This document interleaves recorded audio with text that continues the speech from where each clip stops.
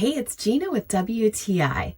When I'm looking for a new mirror, I want something that's not just going to be functional, but that's going to be really aesthetically pleasing.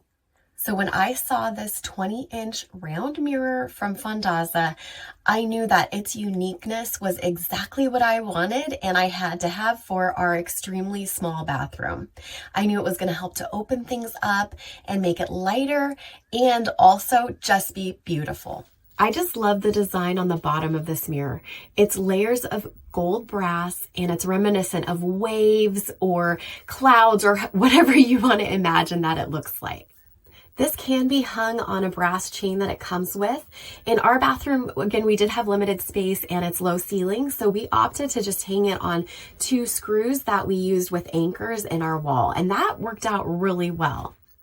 This cleans up really easily with just a microfiber cloth, and then the company does send a little buff with it that you can use on the brass. A part of the aging process with brass is that it will get some discoloration, and you can use the buff to take that out, or if you like a more antique look, you could just leave it. This absolutely fabulous handcrafted mirror is exactly what I was looking for the perfect accent in our remodeled bathroom. It's solid, gorgeous, and you won't be disappointed with it.